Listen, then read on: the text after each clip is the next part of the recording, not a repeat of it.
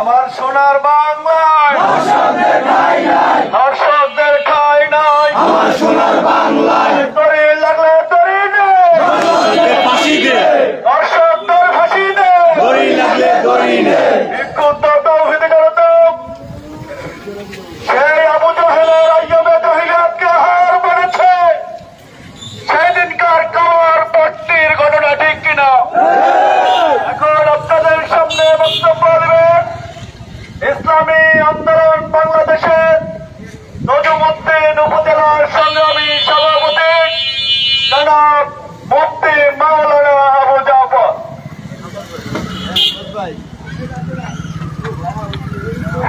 আসসালামু আলাইকুম ওয়া রাহমাতুল্লাহি ওয়া বারাকাতুহু। নাহমাদুহু ওয়া নুসাল্লি আলা রাসূলিল কারীম, আম্মা বা'দ। বিসমিল্লাহির রহমানির রহিম। মান রাআ মিনকুম মুনকারান ফালিয়ুগাইয়িরহু বিয়াদিহি ইলা আখিরিল হাদিস। বাংলাদেশ জামাত ইসলামী কর্তৃক আয়োজিত আজকের এই বিক্ষোভ মিছিলের সংগ্রামী সহযোদ্ধা সভাপতি উপস্থিত আছেন এই তজুমুদ্দিন বিক্ষুব্ধ তৌহিদি জনতা। আমরা জানি কামারপট্টি একটি অপ্রীতিকর ঘটনা ঘটেছে। আসলেই যেই মহিলা এবং যেই পুরুষ, ওনার বাড়ি শিম্বপুর ৮ নং ওয়ার্ড গন্ডাবাড়ি, আপনারা অনেকে জানেন, আমিও জানি এবং আমি খুব খোঁজ খবর নিয়েছি। আমাদের দলের কেন্দ্রীয় নেতৃবৃন্দ আমাদের সাথেও যোগাযোগ করেছে।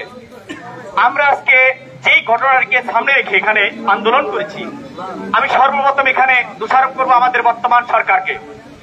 কারণ আমাদের এই ব্যানারে আছে চাঁদাবাজি বন্ধ করতে হবে, দুর্নীতি বন্ধ করতে হবে, জিনা ব্যভিচার নির্যাতন বন্ধ করতে হবে। আজকে জনগণ জনসাধারণ যাদের কাছে বিচারের জন্য যায়, যাদের কাছে যে টাকার জন্য যায়, সরকারি অনুদানের জন্য যায়, এই পাওয়ারটা আমাদের বর্তমান সরকার দিয়ে রেখেছে।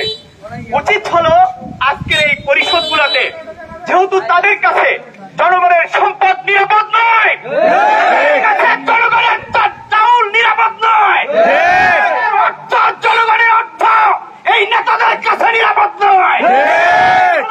এখানে প্রশাসন দিয়ে জনগণের হককে পুঙ্খানুরূপে পরিশোধ করা বর্তমান সরকার করেনি বিধায় জনগণ অসহায় হয়ে নেতাদের কাছে যায়।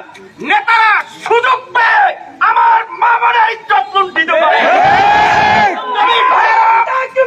আল্লাহু আকবার, নারায়ে তাকবীর, আল্লাহু আকবার। দর্শকদের ঠিকানা এই বাংলায় হবে না, দর্শকদের ঠিকানা।